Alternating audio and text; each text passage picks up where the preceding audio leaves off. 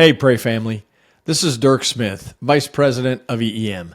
I wanted to say a special thank you for watching EEM on Pray TV.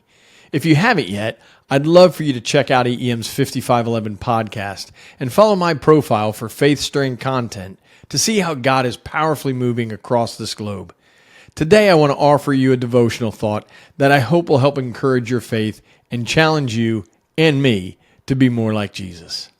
I want to take a few minutes to talk about something Jesus said that really challenges me, and I hope you as well, to take a good, honest look at our faith. In Matthew 7:16 through 20, Jesus says, "You will recognize them by their fruits. Are grapes gathered from thorn bushes or figs from thistles? So every healthy tree bears good fruit, but the diseased tree bears bad fruit." Then a few verses later, Matthew 7, verse 21, he takes it even further. "Not every one of you who says to me, 'Lord, Lord,' will enter the kingdom of heaven, but the one who does the will of my Father who is in heaven." That's a tough one. Jesus basically is saying that just calling him Lord isn't enough. What really matters is whether our lives reflect a real relationship with him. Think about an apple tree. It doesn't have to struggle or really try hard to grow apples. It just does, because that's what it is. But if you see a tree that's supposed to grow apples and all it has are dead branches, something's wrong. Jesus is saying the same thing about us. If we really belong to him, it should show in how we live. Our actions, our attitudes, the way we treat people, that's the fruit.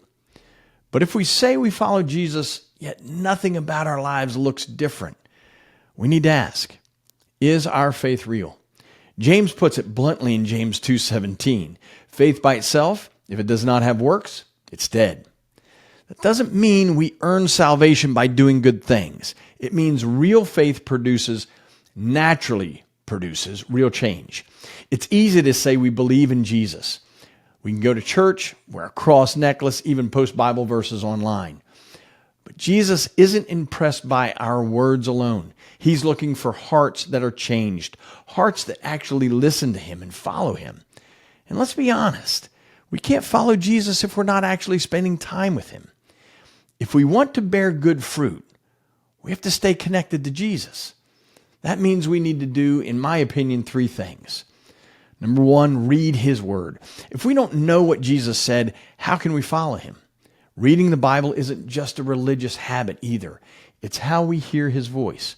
Number two, we have to listen to him. Jesus is speaking. The question is, are we listening?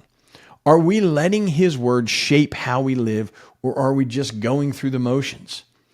Number three, we have to talk to him in prayer. A real relationship requires conversation.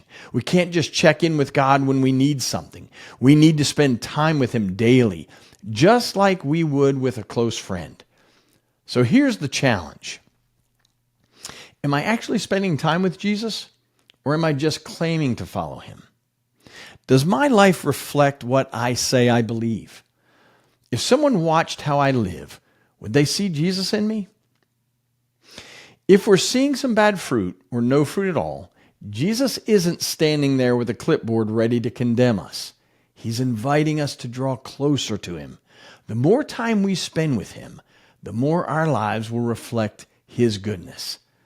Let's spend some time today talking to him, listening to him, and contemplating whether our lives are really connected to the vine.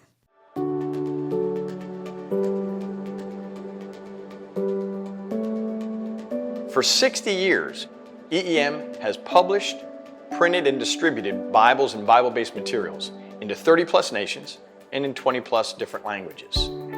As a result of 7 couples, they were in their 20s, no children yet, young marrieds, and they make the decision to pursue souls for Jesus, to travel to a foreign land where they've never been, in a foreign language that they didn't know, only to find out that nobody behind the Iron Curtain, as it was called at the time, had Bibles in their language. The power to change the world is right here. So Gwen Hensley, who really started EEM, came back and said, we have to change what we're doing. We have to provide God's word in people's languages.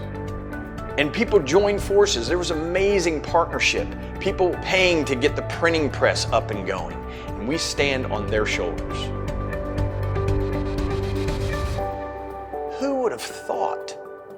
What started as a smuggling operation where they were thrilled to get 100 Bibles across a border, we're now driving tractor truckloads. We're printing in those very countries that forbid the Bible from being distributed. We're actually putting their people to work, and they're printing the Bible. We're putting Bibles in public schools in the nation of Ukraine, not at our request, at their request. And they're teaching the Bible as curriculum.